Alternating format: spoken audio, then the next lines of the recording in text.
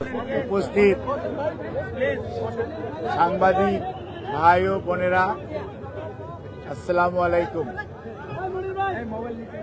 আপনারা জানেন, বাংলাদেশ জাতীয়তাবাদী দলের চেয়ারপারসন, তিনবারের সাবেক প্রধানমন্ত্রী দেশনেত্রী বেগম খালেদা জিয়া এবার কেয়ার হসপিটালে গত 23শে নভেম্বর থেকে চিকিৎসাধীন আছেন এবং ওনার medical board professor doctor Shahabuddin Talukdar, professor doctor FM Siddiqui, professor doctor Nuruddin Ahmed, professor doctor AQM Mohsin, professor doctor Shamsul Arifin, professor doctor Ziaul Haque, professor doctor Masum Kamal, professor doctor AZM Saleh, professor doctor brigadier অবসরপ্রাপ্ত সাইফুল ইসলাম এবং ডক্টর জাফর ইকবাল, সেই সাথে বাংলাদেশের বাইরে থেকে প্রফেসর ডক্টর হাবিবুর রহমান,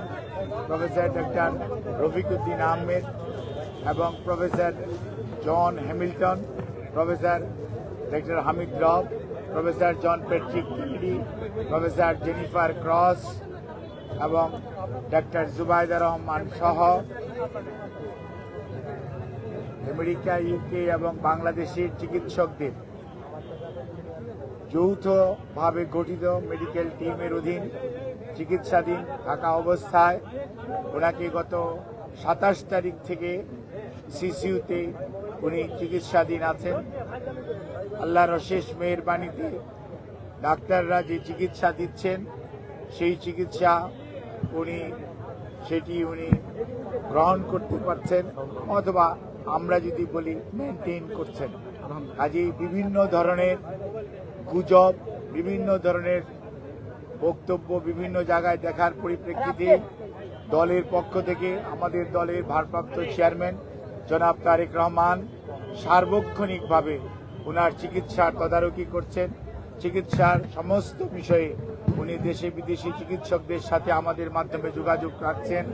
দলের মহাসচিব এবং দলের স্থায়ী কমিটির সদস্য সহ সারা দেশের মানুষের ন্যায় প্রধান উপদেষ্টা পরিষদের সদস্য এবং বাংলাদেশ অন্তর্বর্তীকালীন সরকার সার্বক্ষণিকভাবে ওনার চিকিৎসার ব্যাপারে যথাযথ সহযোগিতা এই হাসপাতালের চিকিৎসক, নার্স এবং সকল কর্তৃপক্ষকে দিয়ে যাচ্ছেন এবং আমরা অত্যন্ত কৃতজ্ঞ।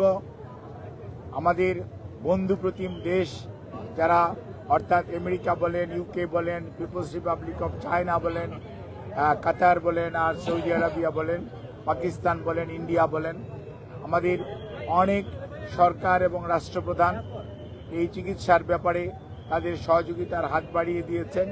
আমরা এই সংকটময় মুহূর্তে আপনাদের মাধ্যমে দেশবাসীর কাছে ওনার সুস্থতার জন্য দোয়া চাই এবং আল্লাহ রাব্বুল আলামিন যাতে দেশবাসীর দোয়া, সারা পৃথিবীর অনেক মানুষের ওনার প্রতি ভালোবাসা এবং দোয়ার কারণেই হয়তোবা উনি এই যাত্রায় সুস্থ হয়ে উঠবেন বলে আমরা আশা করি। সেই জন্যই আমরা আপনাদের মাধ্যমে সবাইকে সর্বোচ্চ সংযম প্রদর্শন এবং সেই সাথে কোনো ধরনের গুজব ছড়ানো এবং গুজবে কান না দেওয়ার জন্য বিনীতভাবে পরিবারের পক্ষ থেকে, দলের পক্ষ থেকে আপনাদেরকে আমরা অনুরোধ করছি।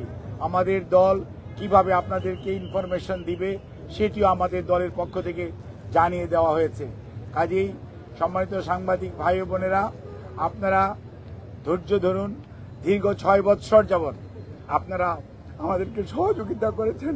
ইনশাআল্লাহ আমরা এই যাত্রাও আপনাদের ভালোবাসা, আপনাদের সহযোগিতা এবং আল্লাহ রাব্বুল আলামিনের অশেষ মেহেরবানিতে আমরা আবারও আমাদের প্রাণপ্রিয় নেত্রী দেশনেত্রী বেগম খালেদা জিয়াকে আজকে দেশের মানুষের যে অকৃত্রিম ভালোবাসার প্রতীক সেটি আজকে প্রমাণিত।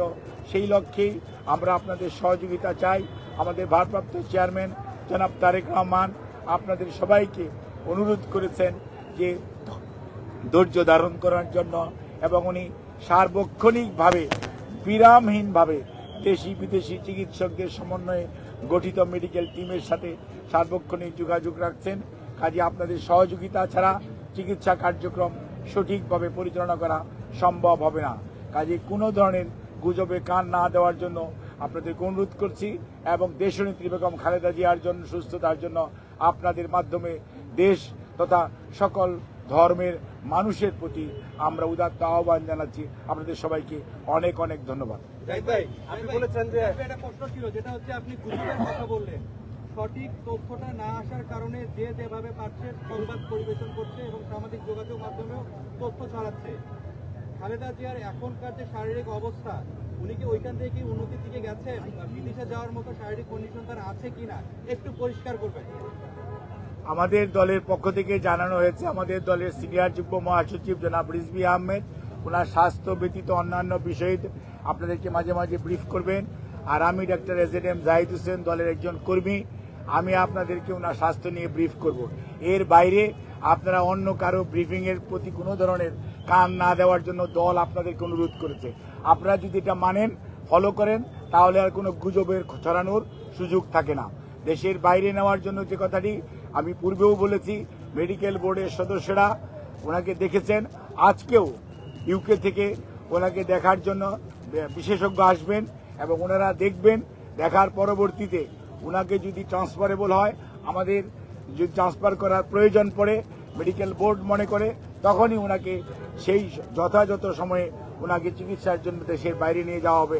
আমাদের সকল প্রস্তুতি আছে, কিন্তু সর্বোচ্চটা মনে রাখতে হবে যে রোগীর বর্তমান অবস্থা এবং সর্বোপরি মেডিকেল বোর্ডের পরামর্শের বাইরে কোনো কিছু